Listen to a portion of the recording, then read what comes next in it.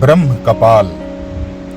कहते हैं कि गया में श्राद्ध करने के उपरांत अंतिम श्राद्ध उत्तराखंड के इस बद्री का आश्रम क्षेत्र के ब्रह्म कपाली में किया जाता है।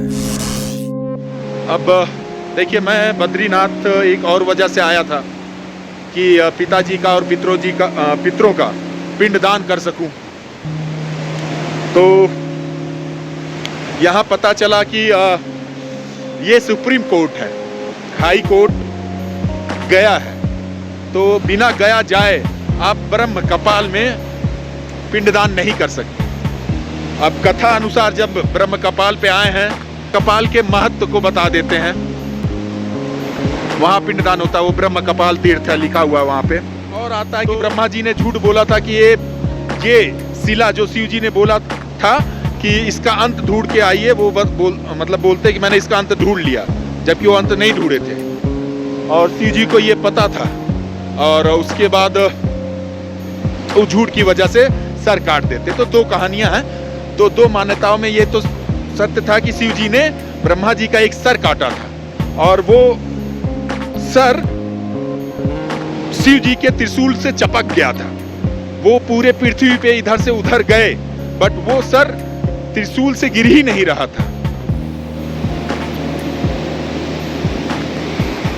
फिर जाकर जब वो इस बद्री धाम पे आते हैं, वहां पे ब्रह्म कपाल तीर्थ लिखा है, पिंडदान, तर्पण, हवन। तो ब्रह्म कपाल पे शिव जी के त्रिशूल से जो ब्रह्मा जी का सर चपका रहता है, वो यहाँ पे गिर जाता है। तो यहाँ पे शिव जी को ब्रह्म हत्या से मुक्ति मिलती है। यहाँ पे तब से पिंडदान का प्रथा चालू हुआ। फिर एक और इस ब्रह्म कपाल तीर्थ का बहुत महत्व है।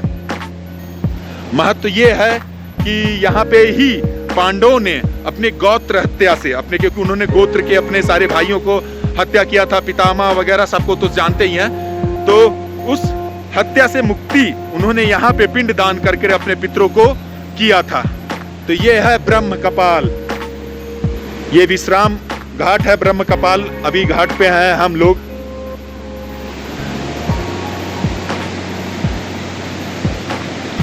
तो पांडवों और शिव जी को ब्रह्म हत्या क्रमशः गोत्र हत्या से मुक्ति यहीं मिली थी। कहा जाता है गया में पिंडदान से जो पितरों को लाभ होता है, उससे 8 गुना लाभ होता है ब्रह्म कपाल में पिंडदान करने से। तो मैं बता रहा था, तो मैं आया था तो पिंडदान करने ही अपने पितरों और पिताजी का। फिर यहाँ पंडित जी से बात हुई। यहाँ पे होता है कि हर देश के हर जिले के रिस्पेक्टिव अलग अलग पांडा है, पुरोहित है। तो यदि जैसे मैं उत्तर प्रदेश से हूँ और सुल्तानपुर से, तो सुल्तानपुर का जो पुरोहित होगा वो पूजा करवाएगा, जो पांडा होगा वो तर्पण और पिंडदान कराएगा, और कोई नहीं करा सकता। तो इन्होंने ऐसा यहाँ पे बना के रखा है। तो मैं ये बता रहा था, इसी वजह से मैं आया था।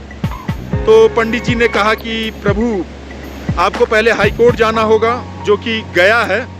वो भी यदि पिताजी का करना है तो बरकी 1 साल के बाद ही कर सकते हैं गया जाके, और गया करने के बाद ही आप सुप्रीम कोर्ट, मतलब इस ब्रह्म कपाल पे पिंडदान कर सकते हैं।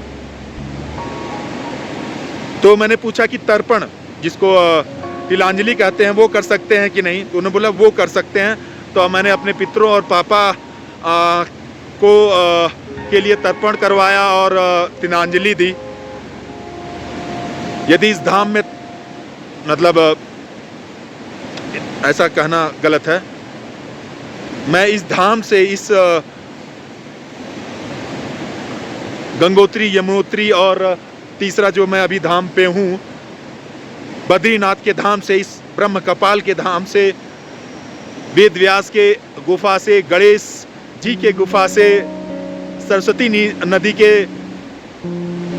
दर्शन से, नारद कुंड के दर्शन से जो भी मुझे पुण्य मिला है, हे भगवान, ये पुण्य मेरे पितरों को दीजिएगा, मेरे पापा को दीजिएगा। पुराणों के अनुसार यह स्थान महान तपस्वी और पवित्र आत्माओं का है। यहाँ सूक्ष्म रूप में महान आत्माएं निवासरत रहती हैं। यानी इधर से देखेंगे, इधर से घाट से स्टार्ट करेंगे तो ब्रह्म कपाल घाट पड़ेगा, फिर इसके बाद नारद कुंड पड़ेगा, उसके बाद तप्त कुंड पड़ेगा, फिर नहा के वहाँ पे बद्री विशाल है, वहाँ पे पूजा अर्चना कीजिए। 4-5 किलोमीटर के दान पे चरण पादुका भी है, जहाँ पे बद्रीनाथ के चरण पादुका पड़े थे, तो 5 किलोमीटर था, थोड़ा थक गए हैं तो वहाँ नहीं गए। तो ये सारी चीजें हैं।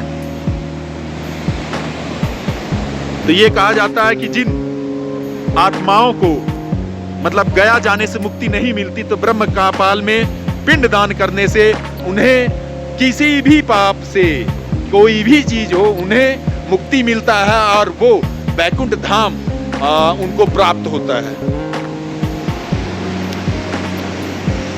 बाबा काली कमली वाला पंचायत क्षेत्र निर्माता सेठ सूरजमल जलान ट्रस्ट कलकत्ता द्वारा ये विश्राम गृह बनाया गया है। अब ये पता नहीं सेठ सूरजमल कलकत्ता के वही वाले सूरजमल है जिन्होंने लक्ष्मण झूला बनवाया था, जो ऋषिकेश में है कलकत्ता के। मैं बहुत हद तक श्योर हूँ सेठ सूरजमल ने ही बनवाया था लक्ष्मण झूला 1800 समथिंग में, और 1924 में वो बह गया था और फिर अंग्रेजों ने बनवाया था। ब्रह्म कपाल को पितरों की मोक्ष प्राप्ति का सर्वोच्च तीर्थ महातीर्थ कहा जाता है। हर हर महादेव।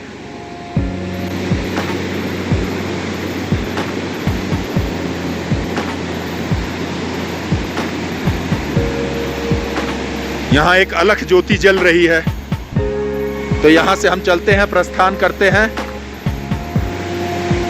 हरे मुरारी हे नाथ नारायण वासुदेवा, अच्युतम केशवम राम नारायणम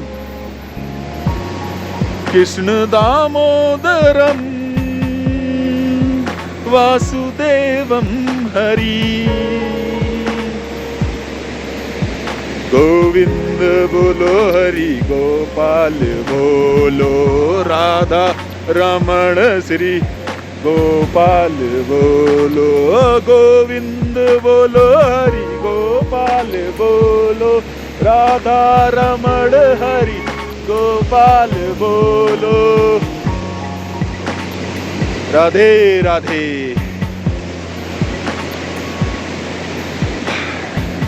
जय श्री राम।